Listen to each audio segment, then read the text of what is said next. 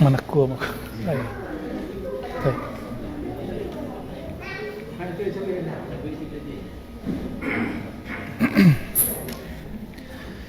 Baik, para asatidz khususnya Buya Dul Yamani, ya semoga Allah sehatkan badannya, Allah beri cahaya hatinya, ya, dan kepada keluarga Umi, ya, para asatidz, para Buya, mungkin sebagian besar umurnya angkatan guru ambo. Ya. Alhamdulillah perkenalan ambo dengan nama Syekh Haji Husin dimulai dari seorang murid tua beliau namanya Abuya Syafrin. Abuya Syafrin orang Kamang kalau nggak salah. Beliau dulu bertugas di Mekah untuk urusan haji. Pernah bertemu bermajelis dengan Syekh Yasin Al-Fadani. Jadi dapatlah ijazah ammah. Beliau dalam pencarian jati dirinya kemudian menemukan video ambo dulu buat daurah zikir di Jakarta tahun 2014 sebelum YouTube populer. Kebetulan itu ada musajjalat, ya, ada recording video dihadiahkan oleh ipar beliau. Ditontonlah sama beliau, kemudian Abuya Syafrin mengatakan, ilmu ikon anak mau cari, ini ilmu yang saya cari. Beliau ngomong bahasa Indonesianya sudah lebih dominan daripada bahasa Minang, ya. Ini ilmu yang saya cari. Maka beliau ikutilah video kajian itu, karena kajian itu 3 hari 3 malam 3 hari 3 malam, malam terakhir talqin zikir 2014. Nah, beliau ngikutin. Setelah mengikuti, kemudian kami sarankan beliau ke guru kami di Payakumbuh, ya. Lalu ketika musim iktikaf dan suluk, beliau ngikut, ya. Jadi antara kami dengan beliau terjadi mudabbaj. Apa arti mudabbaj dalam ilmu hadis? Beliau mengambil dari ambo, ambo mengambil dari beliau. Ambo murid beliau, beliau pun bamuri kambo, walaupun ambo tidak pantas jadi guru beliau. Coba dengan tawaduknya, alhamdulillah, maka ambo minta izin, Buya ajizni, ijazahkan, dan kami saling mengijazahkan. Maka ambo kasihlah di dalam sabat sanad yang ambo tulis dalam cuma waktu semalam apa sehari semalam paling, ya. Sampai emang ambo jarang tidur malam memang aslinya. Jadi kalau malam-malam itu harus diisi kegiatan. Nah, kebetulan kita mau rihlah, safar, ambo menuliskan itu. Hal yang sederhana tapi susah untuk merunutnya. Kan sudah ketahuan nih, Buya Syafrin ngambil ilmu sama dengan Allahyarham Syekh Haji Awis Karni. Cuma beliau lebih tua, umurnya 87-an sekarang, ya. 87 atau 88. Kalau dihitung mungkin ya awal-awal kali, ya, generasi-generasi awal. Abuya Syafrin ngambil dari Syekh Haji Husin plus juga ngambil dari Syekh Sulaiman Rasuli. Maka kadang-kadang kita sebut nama Syekh Haji Husin, kemudian ada yang kita langsungkan ke Syekh Sulaiman. Nah, nanti silakan para asatidz meneruskan itu. Jadi sahabat ini bisa dijadikan lampiran ketika mau ijazah. Jadi ada ijazah, lalu kemudian ada tambahan di situ, ya. Mau diedit ulang silakan, ya. Ambo sudah meniatkan karya-karya ambo itu wakaf sadonya. Paling ada beberapa penerbit ingin ngambil benefit untuk kepentingan bersama, ambo izinkan, lalu ambo minta izin setelah 3 tahun tolong diwakafkan. Kenapa? Malu kepada Imam Al-Bukhari. Imam Bukhari kitabnya adalah kitab paling laku setelah kitab Mushaf Al-Quran, dan beliau tidak mendapatkan royalti, ya kan? Tapi di alam sana beliau sudah nikmat, ya. Termasuk kitab yang mau kita kaji.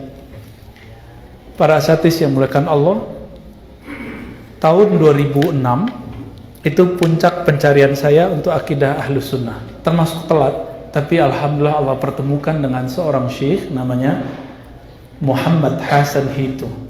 Muhammad Hasan Hitu, beliau Dimashqi dari Damaskus, Al-Azhari. Jadi S1, S2-nya, S3-nya Al-Azhar. Maka akidah ambo, walaupun ambo tidak tamat Al-Azhar, akidah ambo Azhari. Sama aja Buya, sama aja Ustaz Azhari.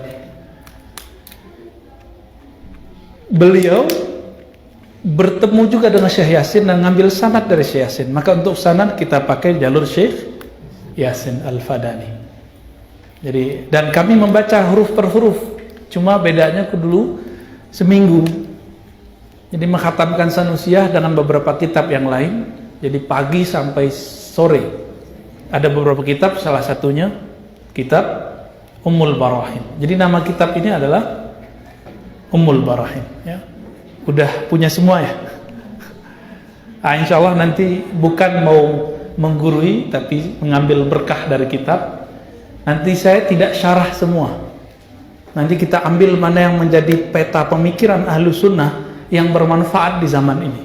Karena ada beberapa hal yang tidak relevan dijelaskan di zaman ini, insya Allah. Dari beliaulah kemudian saya yakin bahwa Imam Abul Hasan Asy'ari betul berakidah seperti yang diyakini Rasulullah SAW. Dulu kami masih meragukan, betulkah Imam Abul Hasan Asy'ari itu pewaris akidahnya Nabi SAW?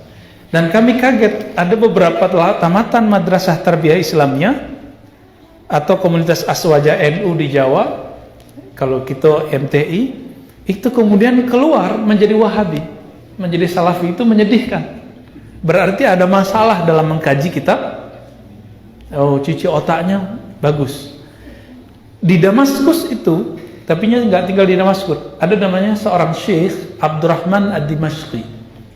Apa kata dia? Lau bahasta mu'allafat al-Asy'ariyah lam tajid fiha ayatan wahidah wala hadithan fi kulli safahat.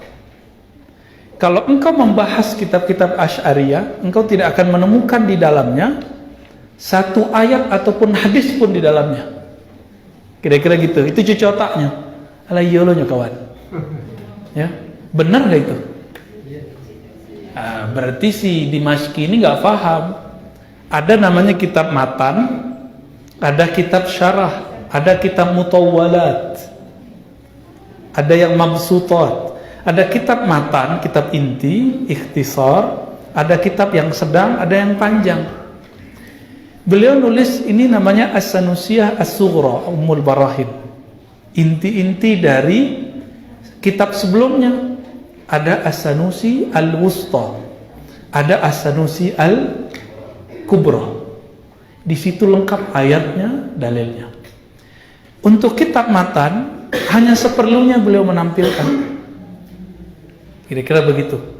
Itu sebabnya di kitab-kitab matan tidak bertemu dalil ayat. Dalilnya ada di kepala si muallif. Contoh, matan takrib, ada dalil nggak di situ?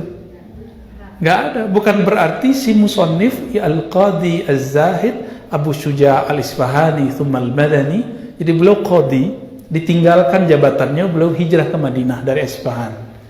Sampai di Madinah, beliau kemudian terinspirasi menulis kitab yang mudah untuk generasi setelahnya. Dengan izin secara batin dari Rasulullah, beliau nulis kitab Matan Takrib. Makanya kitab itu tidak ada di satu negeri pun di negeri Muslim yang ada ajaran Syafi'iyah di situ, kecuali ada kitab Matan Takrib. Sama akidah juga begitu. Imam Sanusi ingin merumuskan secara ringkas ajaran Rasulullah yang dirumuskan oleh Imam Asy'ari. Maka muncullah kitab As-Sanusi.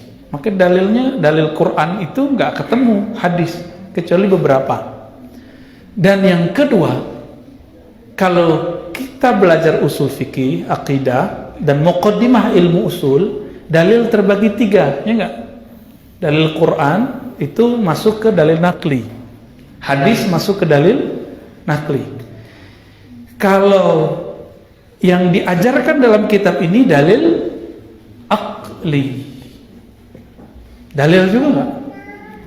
Cuma orang awam taunya dalil cuma Quran, Sunnah. Berarti sudah ada pengebirian akal umat. Akal umat mulai menyempit. Nah, ini kewajiban kita para asatis, kewajiban kita untuk membangkitkan itu kembali, bahwa dalil itu tidak hanya yang tertulis, tapi ada yang terpikirkan, dan itu sudah ada kaedahnya. Maka atas dasar itu, karena kami dulu dipesankan oleh masyaikh untuk menyebarkan akidah Ahlus Sunnah, begitu juga dari murid-murid Syekh Yasin. Bismillah, kita buat pertama kali di Madrasah Tarbiyah Islamiyah di tanah Sumatera, khususnya Sumatera Barat. Pastilah yang dapat jodoh pertama. Alhamdulillah. Dengan ini kita kirim Al-Fatihah untuk guru-guru kita, Syekh Haji Husin, Syekh Muhammad Amin, Syekh Awis Karni. Begitu juga guru dari Syekh Haji Husin, Syekh Sulaiman Ar-Rasuli. Begitu juga Abu Yashafrin, Syekh Muhammad Yasin Al-Fadani, Syekh Muhammad Hasan Hitu, dan masyayikh-masyayikh yang lain. Lahumul Fatihah. A'udzubillahi minasyaitonir rajim. Alhamdulillah. Iyyaka na'budu wa iyyaka nasta'in. Shiratal ladzina an'amta 'alaihim.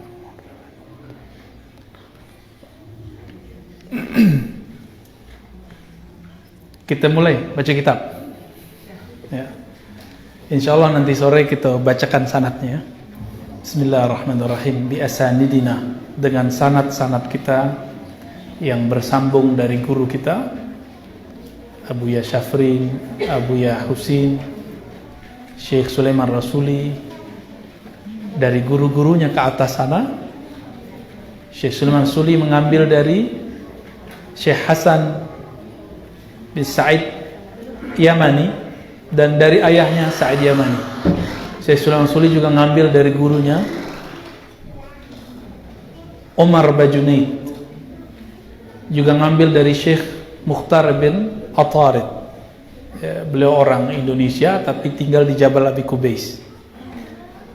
Ada Syekh Muhammad Salim Babsin, dan masih beberapa, jadi sanadnya bisa dibawa ke beberapa jalur insyaallah.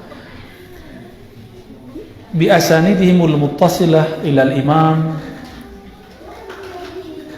Abi Abdullah Muhammad ibn Yusuf As-Sanusi qala bismillahirrahmanirrahim.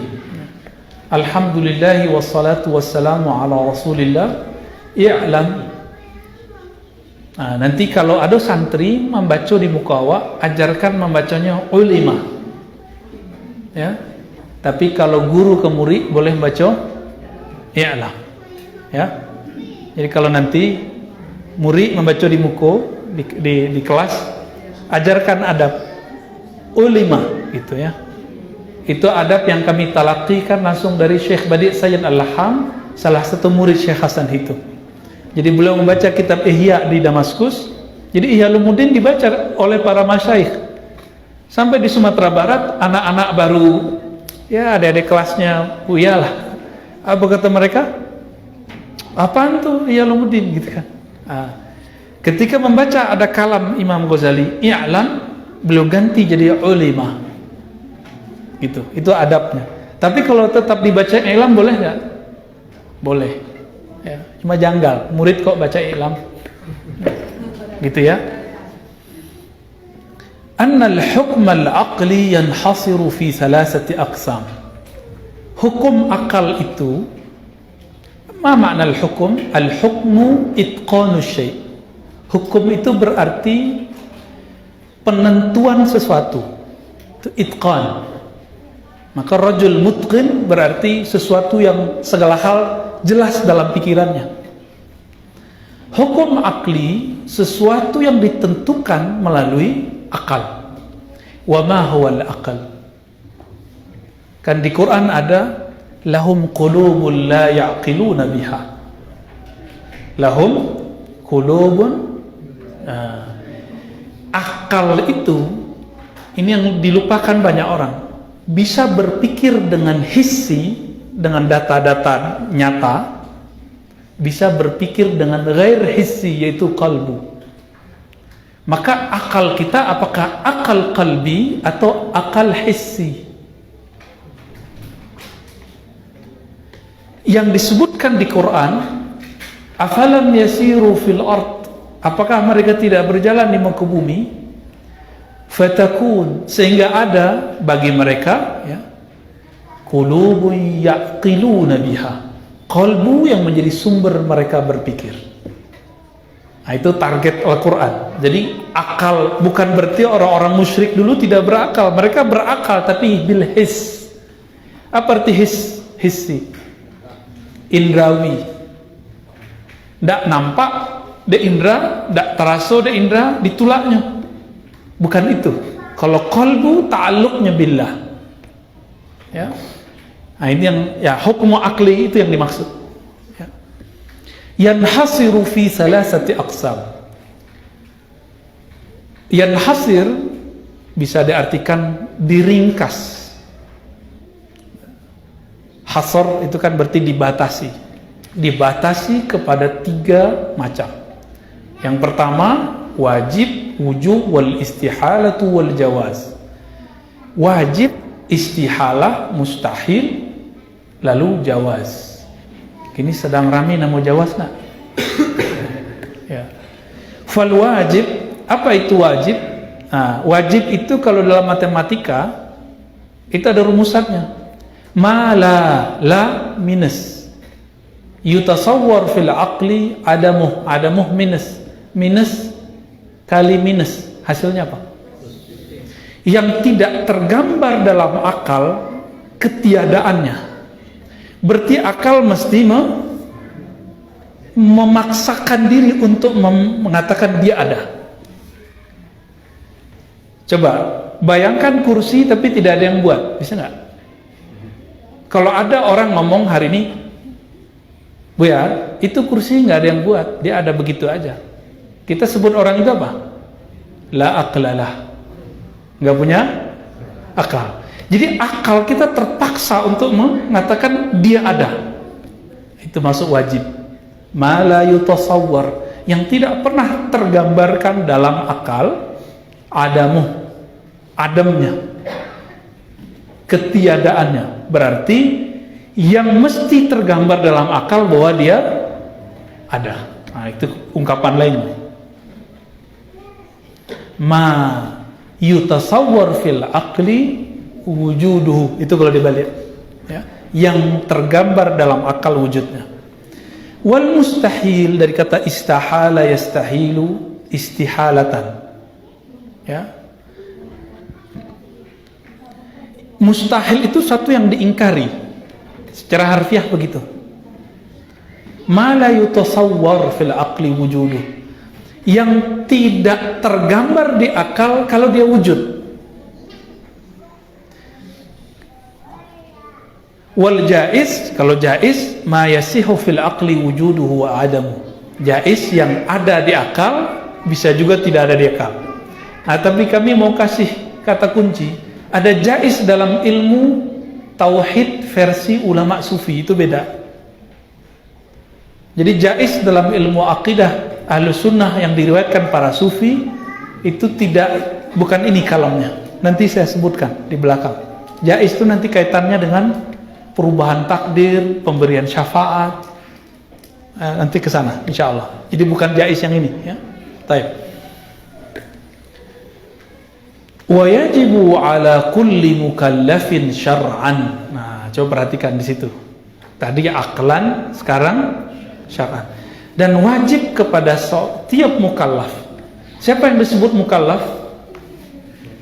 Baligh. Nah, standar baligh versi ahli fikih itu akan beda dengan psikolog zaman sekarang. Kalau ahli fikih,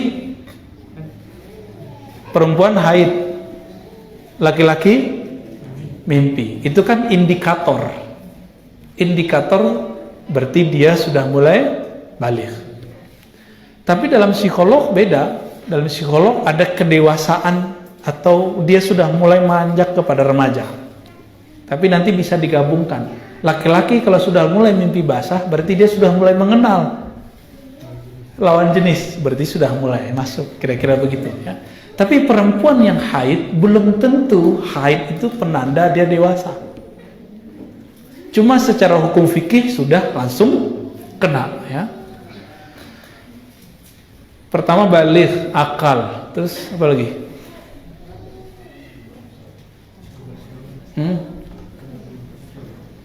Baligh, berakal, Islam. Oke? Terus balaghat ilahi dakwah, sampai dakwah kepadanya. Terakhir, ahliyatul lil ada. Dia mempunyai kemampuan untuk melakukan.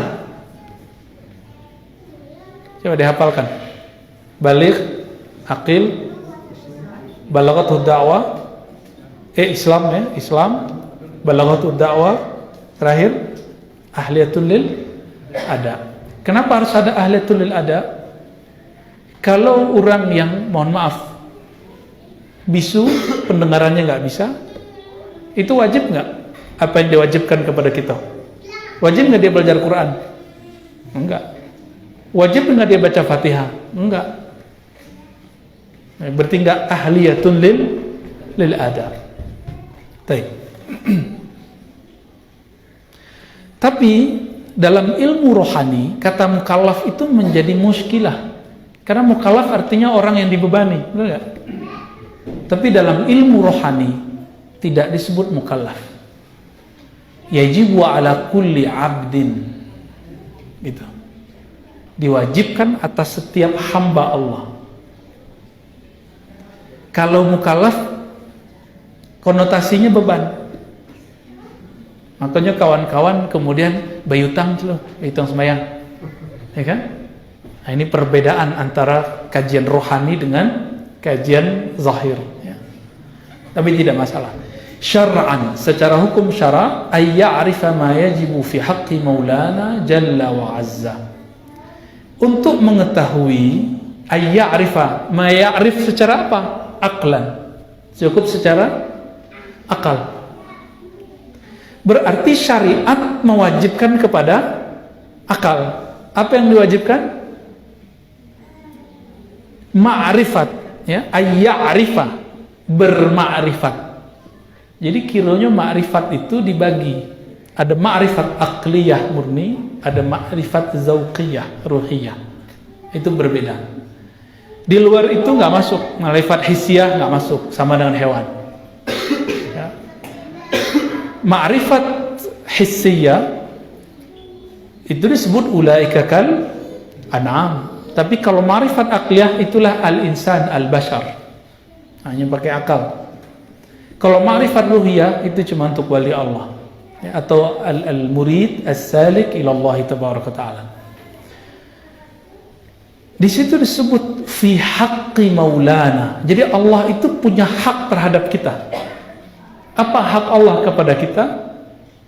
Untuk mengenal apa yang wajib pada sifatnya, apa yang mustahil dan apa yang jaiz. Ya. Disebut Allah di situ dengan Maulana. Apakah boleh memanggil guru Maulana? Boleh nggak? Karena kawan-kawan salafi sudah mulai menyerang. Oh, kalian menuhankan selain Allah. Bahkan ada beberapa buku menulis mengharamkan kata Sayyidina. As-Sayyid huwa Allah. Pakai dalil itu. Padahal dalil itu syaz. Syaz itu as-siqah yukhalif man huwa awsaq. Orang yang siqah menyalahi orang yang lebih siqah, yang lebih terpercaya. Maulana sama. Dalam satu riwayat yang sahih, Sayyidina Umar memanggil kepada Bilal bin Rabah yang dulu dimerdekakan oleh Abu Bakar, mantan budak. Apa kata Sayyidina Abu Bakar? Anta maulana wa maula maulana. Hai Bilal, engkau adalah maula kami, tuan kami. Wa maula maulana. Dan orang yang dimerdekakan oleh maulana. Dalam belajar fikih kita menyebut orang yang dimerdekakan dengan maula. Benar nggak? Benar ya? Jamaknya mawali. Oke? Lalu ada maula yang mutlak, yaitu Allah Subhanahu wa ta'ala. Adapun yang di bawah itu maulanya nisbi, diboleh. Ya, tidak masalah. Seandainya itu syirik, maka Sayyidina Umar awwalu man asyaraka billah minas sahabah. Bah kira-kira. Seandainya syirik, maka Sayyidina Umar yang pertama syirik di kalangan sahabat Nabi. Nah, tampilkan dalil itu kepada sahabat-sahabat itu. Kan mereka tanya, mana dalilmu? Ini dalilnya. Dan hadis itu sahih. Ya.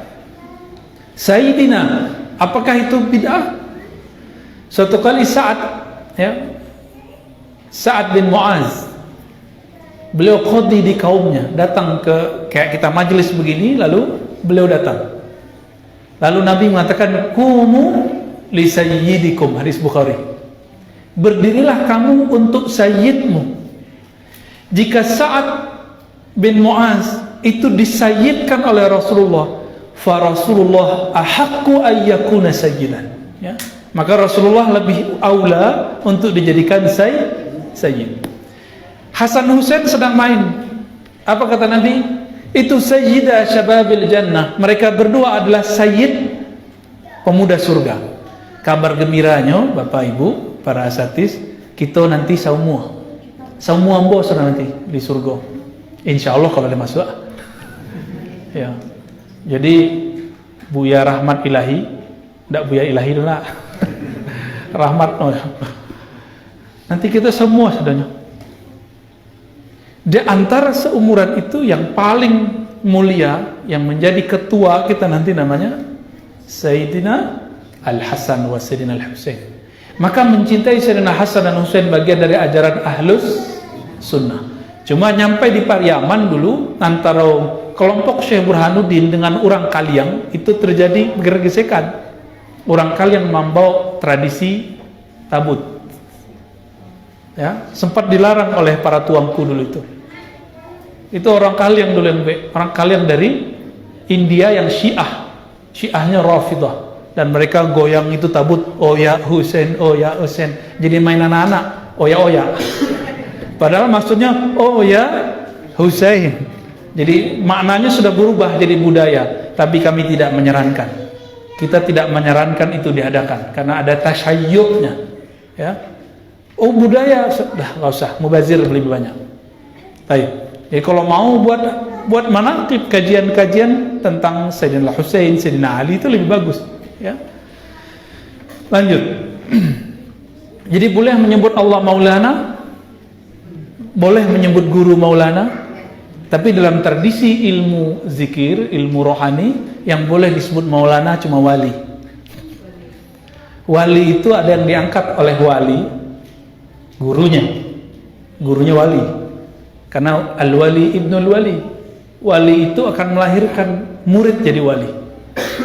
Dan yang kedua, lebih tinggi, diangkat oleh Sayyidina Rasulullah SAW. Ya, makanya standar-standar begitu jarang sekarang dipakai dalam dunia tarekat. Mohon maaf. Maka jarang hari ini mursyid tarekat jadi wali. Karena pakai kurikulum. Jadi mursyidnya pakai kurikulum yang nggak bisa. Mursyid itu bukan berdasarkan zikir kurikulum, tapi karena pencapaian rohaninya, wusul ilallah wa ila sayyidina Rasulillah sallallahu alaihi wasallam. Dan yang paling tinggi itu diangkat langsung oleh Allah Subhanahu wa taala. Itu yang terjadi pada Sayyidi Syekh Al-Qutub Rabbani Abdul Qadir Jailani. Beliau langsung nanti coba lihat kitab Al-Fathur Rabbani Al-Majlis Al-Thani wal Khamsun, ya, Majlis 52. Di situ ada kalam beliau, berkalam-kalam Allah dalam kalbunya. Baik. Namun dalam uruf, dalam tradisi tidak masalah memanggil guru dengan panggilan Maulana. Nah, jadi bedakan, ini urfi, ini istilah rohani. Jadi kamar-kamarnya banyak. Lalu kenapa banyak orang saklek? Ya karena mungkin mereka kurang piknik, ya. Itu aja masalahnya.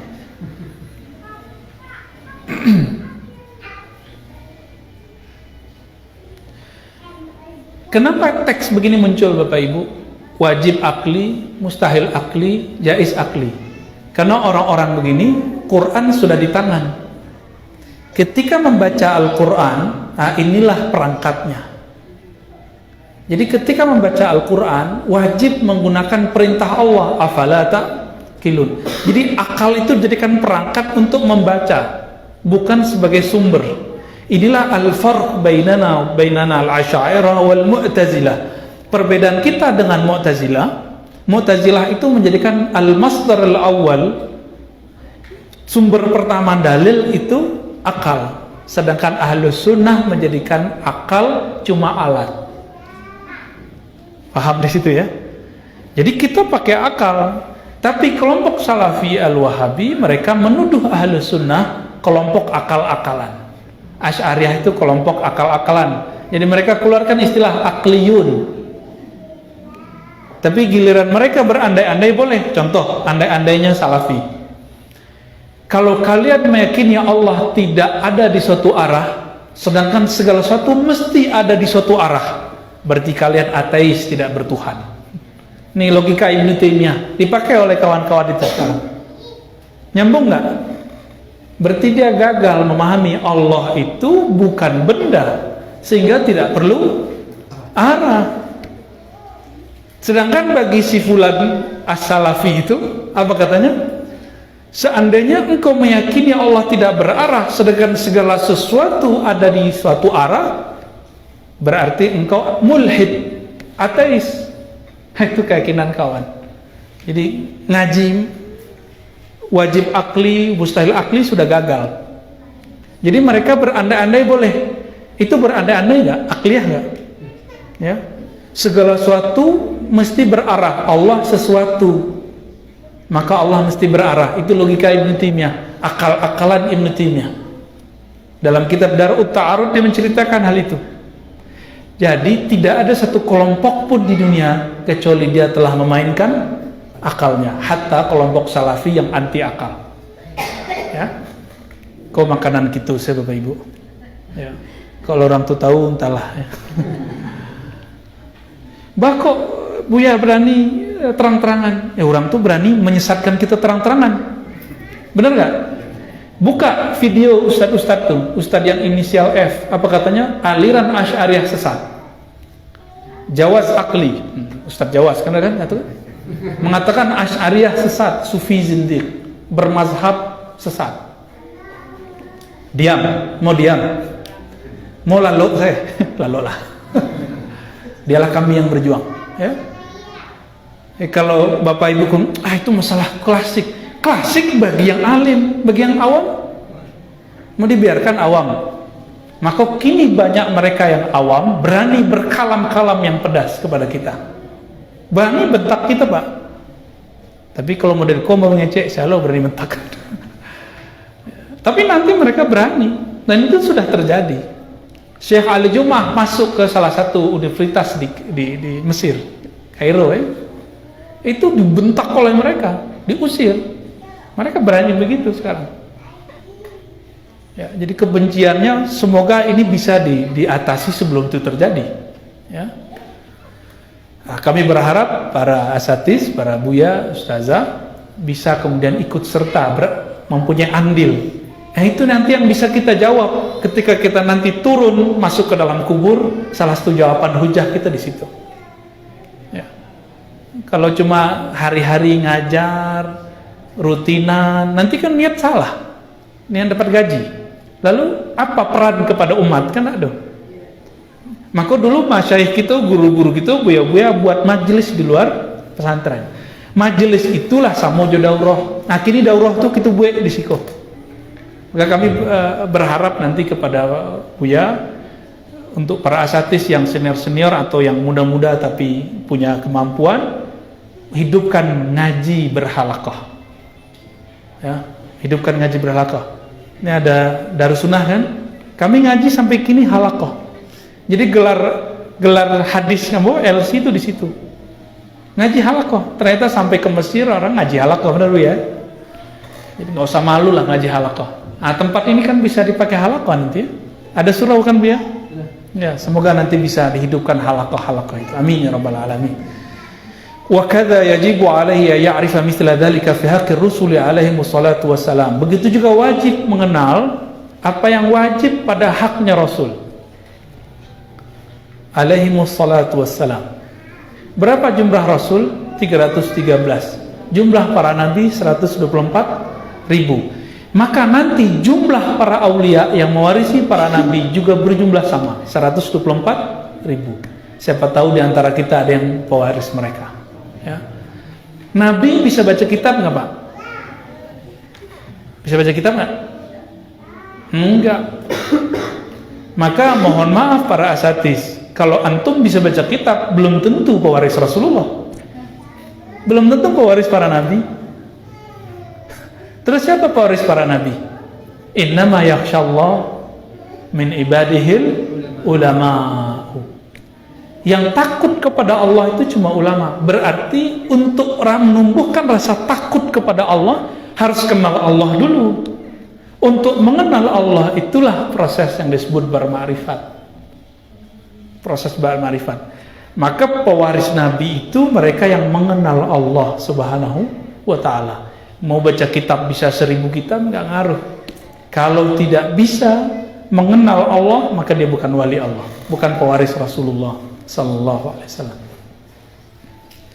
Nah, langsung ya, jadi sebenarnya kalam yang tadi itu sudah khatam Bapak Ibu. Kalam berikut itu penjelasan. Jadi sampai ke yang tadi, alaihimus salatu wassalam. Famimma yajibu li maulana jalla wa azza isyruna sifatan. Nah, perhatikan Bapak Ibu, ini bisa menjawab kegalauan kawan-kawan. Kok cuma 20 sifat? Kan gitu. Kalau mengerti bahasa Arab, mimma itu ada min bukan? Min apa tuh? Litab'id, berarti sebagian yang wajib diketahui. Nah, lah di diskonnya ada ulama, Wak. Ya. Kawan tuh pengen banyak aja. Didiskon oleh ulama, kalian yang mudah cukup 20 sifat. Di antara yang diwajibkan untuk diketahui pada sifat Allah adalah 20 sifat.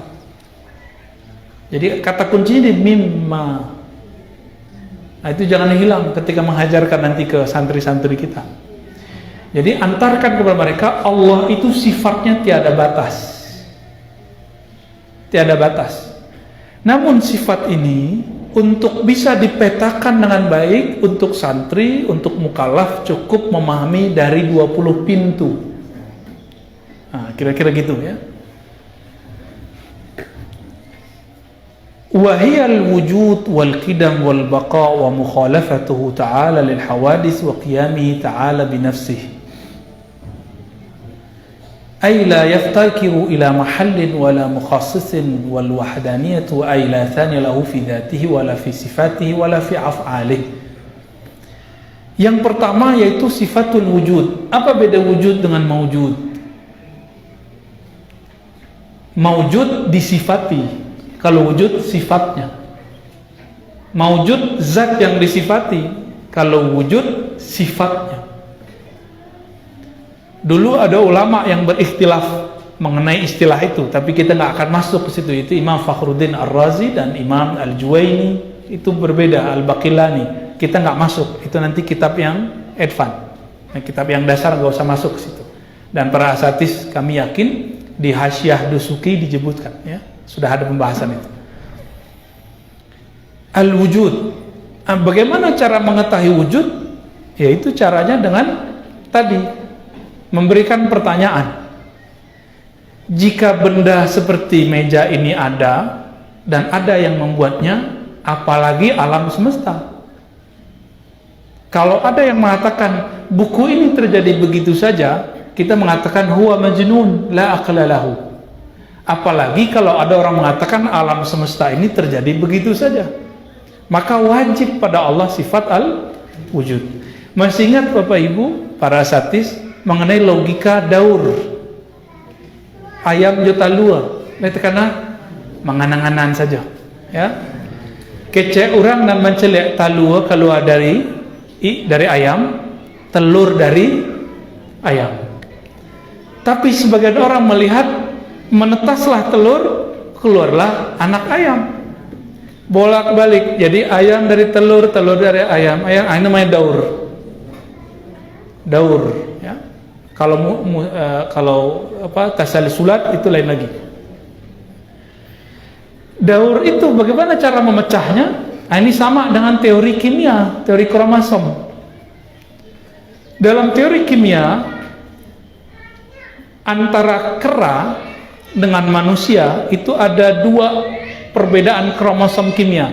Makanya monyet tuh bisa loncat-loncat sebab kromosomnya 48 kimia di dalam dirinya. Sedangkan manusia 46. Makanya awak tidak bisa loncat-loncat bantu monyet ya. Kalau burung lebih lagi maka bisa terbang. Dalam teori Darwin ada evolusi. Si kera berevolusi menjadi manusia. Pertanyaannya, apakah kera punya laboratorium untuk ngetes percobaan diri? Corona saat ini itu pakai lab itu Pak. Ada lab diuji coba. Maka vaksin pun diuji cobakan. Ada laboratoriumnya. Pertanyaannya, untuk merubah kromosom kera dari 48 jadi 46, apakah kera melakukan penelitian sendiri? Eksperimen seperti di YouTube. Anak-anak kan ada eksperimen tuh. Gitu nggak? Nggak mungkin, mustahil, akal. Karena si kera tidak mungkin bisa bereksperimen. Terus apa yang terjadi? Apakah mungkin manusianya yang bereksperimen? Manusianya belum ada. Disitulah muncul kemudian sosok ketiga X. Dalam ilmu eksak kemudian ditandai dengan tak terhingga. Yang bukan kera, bukan manusia. Yang bukan telur, bukan ayam. Sosok yang bukan telur, bukan ayam. Itulah laisa kamislihi syai'. Allah yang tiada serupa. Tidak bisa dibayangkan.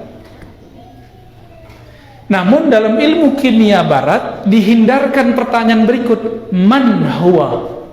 Siapakah gerangan dia yang melakukan eksperimen itu? Gitu. Mereka berhenti di situ. Itu sebabnya kimia barat tetap jadi sekuler.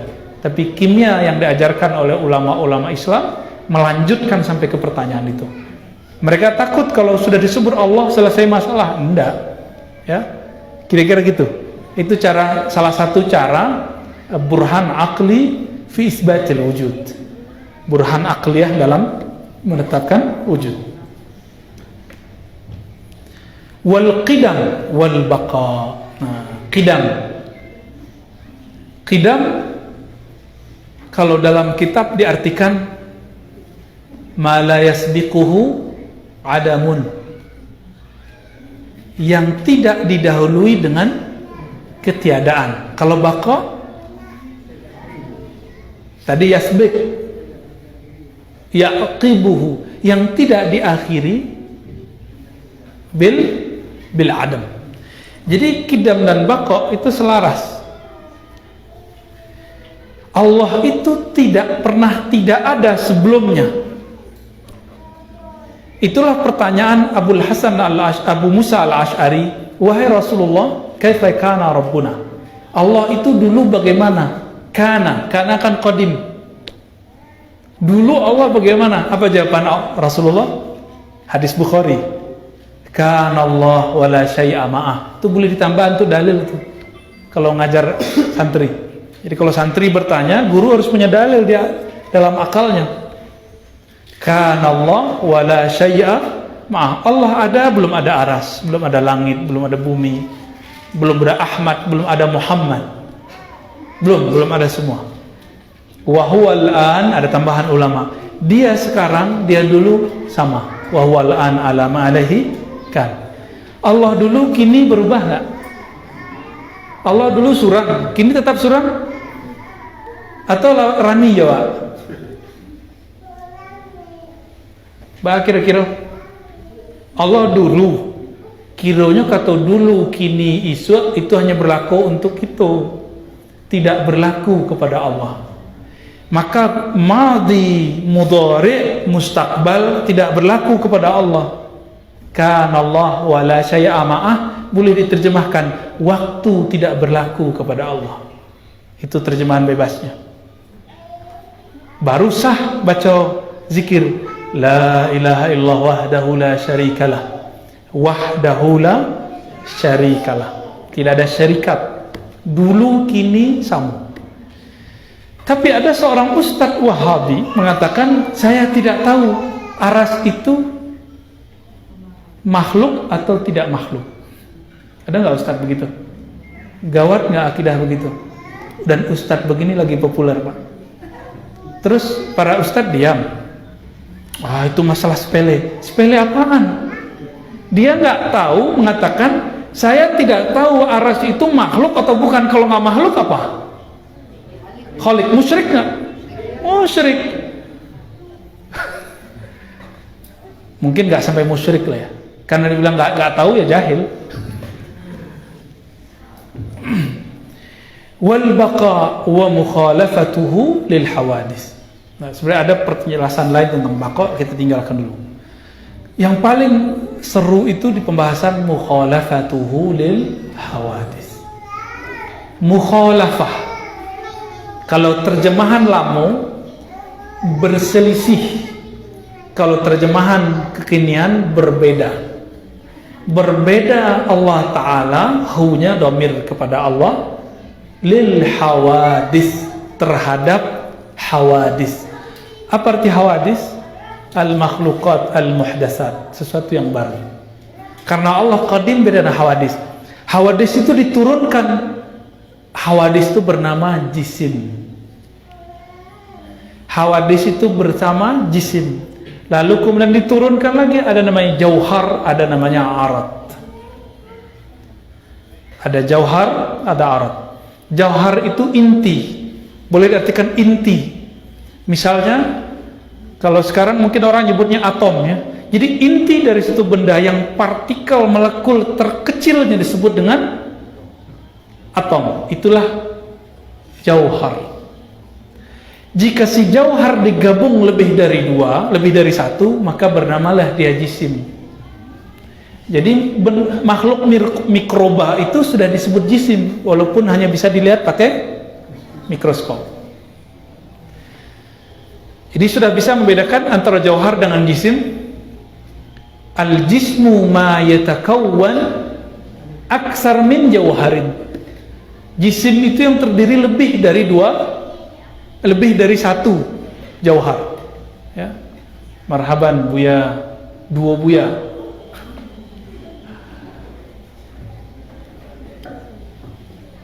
Fadal, fadal. Fadal Buya. Buya Zul Asfi, Buya Aldomi. Di situ Buya. Fadal. Lah biasa kurang aja. Baik, marhaban bikum ya. Semoga majelis kita tambah berkah. Nanti Bapak Ibu untuk kajian fikih, tasawuf nanti bisa daurah dengan beliau-beliau kok ya. Nya nak mau namuh pas salah. Baik. Tadi sampai di jauhar. Jauhar itu kalau kita kumpulkan tadi jadi duo, apa namanya tadi? Jisim. Jisim itu terjemahan awaknya benda. Benda gitu aja ya. Baik itu benda hidup, benda cair, benda mati. Bahkan yang bukan hidup dan mati, cahayo. Cahayo disebut jisim. Maka jisim dalam bahasa falsafah dan bahasa akidah Ahlussunnah itu lebih umum dari benda dalam bahasa fisika. Tapi cahaya itu butuh ruang nggak? Beruang, mirip-mirip lah ya. Allah itu laisa kamitslihi syai' di situ artinya jisim. Jadi boleh diartikan syai' di situ jisim. Laisa, tidak ada yang serupa dengannya sesuatu pun, yaitu jisim.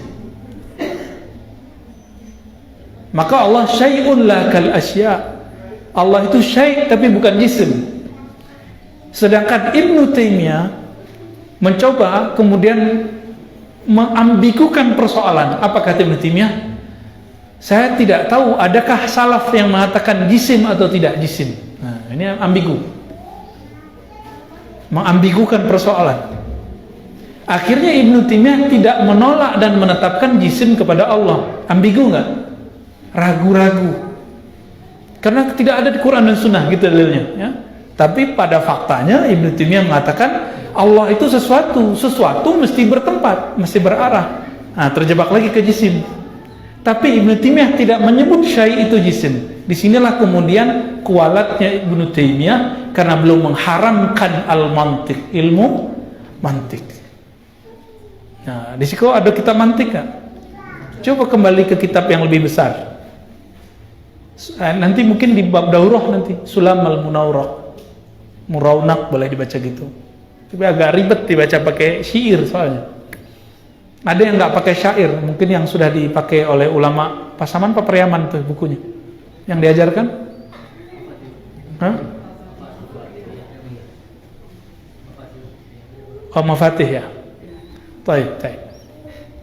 Nah, kalau nggak pakai yang ya Sulam tuh lebih ajib tuh. Ya. Tapi kemasalahan kebanyakan orang belajar mantik menerjemah bukan praktek. Jadi tolong nanti para masyayikh kalau yang ngajar mantik itu yang menjago dalam berlogika, bukan yang pintar menerjemah. Akhirnya nanti ngaji Sulam, ngaji mantik nerjemah, ngaji fikih nerjemah, ngaji akidah nerjemah, bukan memahami, bukan transfer mafahim. Ada yang terjadi di banyak pesantren, bukan hanya di Indonesia, bahkan di Arab pun begitu. Hafal Sulam, bahkan hafal matan-matan Imriti dalam warakat, tapi nggak paham maksudnya, dan itu banyak. Hafal Alfiyah tapi nggak paham prakteknya. Ya, kami ketemu ada seseorang yang buat daurah-daurah Alfiyah di banyak tempat, tapi pas baca kitab dalam satu baris salahnya 7 kali. Tapi buat daurah Alfiyah, ya nggak usah kita sebut lah ya, orang wakju. Jadi Allah tabaraka taala, insyaallah kalau untuk para buya nak kapaneh ke palu, nak kange ke palu dah. Angeng estek. Allah itu bukan jisim. Apa karakter jisim? Karakter jisim al-harakah. Coba dihafalkan ya. Harakah wa sukun. Apa harakah wa sukun? Ya. Gerak, diam. Kalau bisa dihafalkan, hafalkan. Kalau tidak ditulis. Ya. Ambo dulu menulis dari Syekh Hasan itu. Kemudian tahayyuz. Apa tahayyuz? Mengambil tempat. Kalau ada harakah berarti ada intikal, ya nak? Pindah-pindah. Jisim tidak berpindah.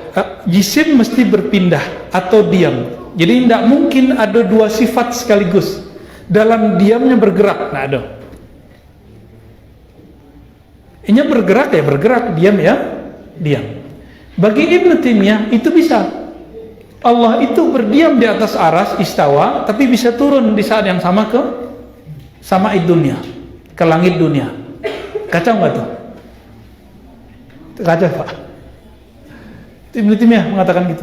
Sebab pendahulu Ibnu Taimiyah, Ibn Zaghuni dan Abu Ya'la, bukan Abu Ya'la muhaddis ya, Abu Ya'la al-Hanbali, itu mengatakan Allah ketika turun ke langit bumi itu aras kosong.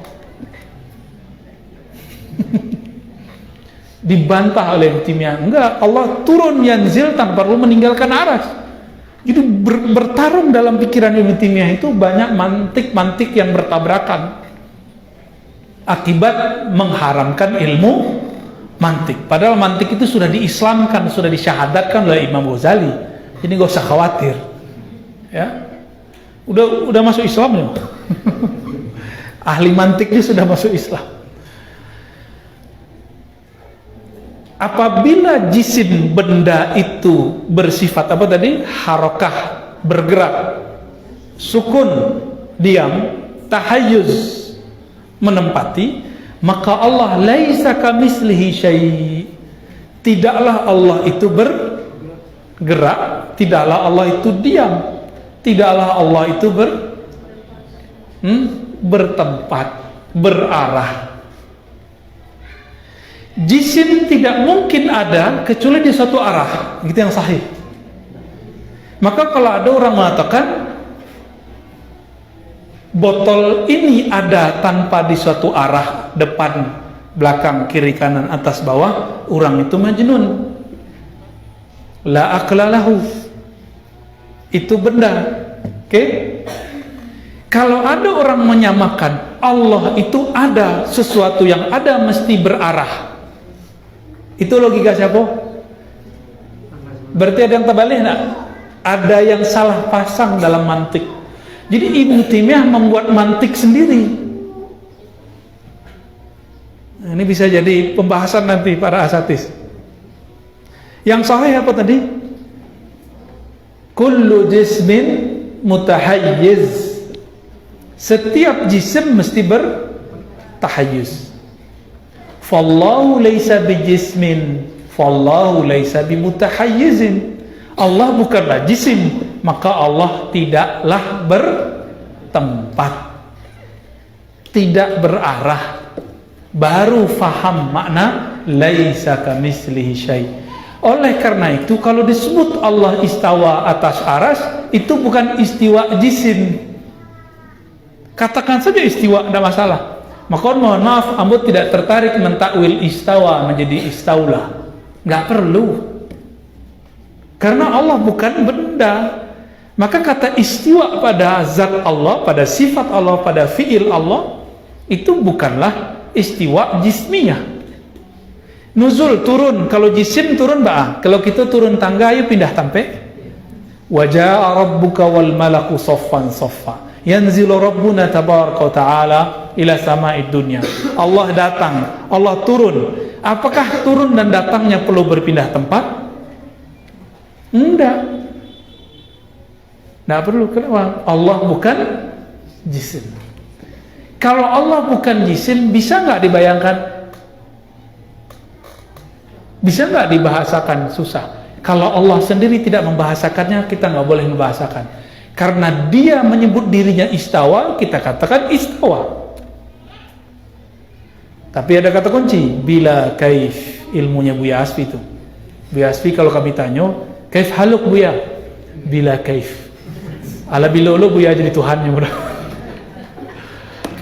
Apa arti kaif? Caro. Logika kawan tuh kini apa? Allah istawa dan kita tidak tahu bagaimana caranya. Nah, itu logika kawan tuh. Ini berbahaya. Kalau kita tidak tahu bagaimana caranya, berarti Allah punya cara enggak? Bahaya enggak logika begitu?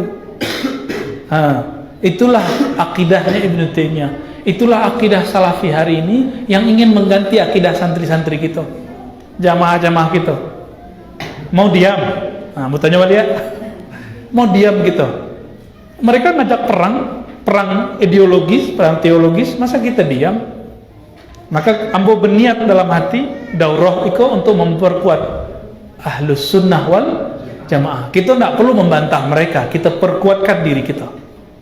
Ya. Cukup kita bantah syubhat mereka dalam diri awal. Ya. Bah kira-kira lanjut. Gimana zuhur Buya? Silamu. Baik.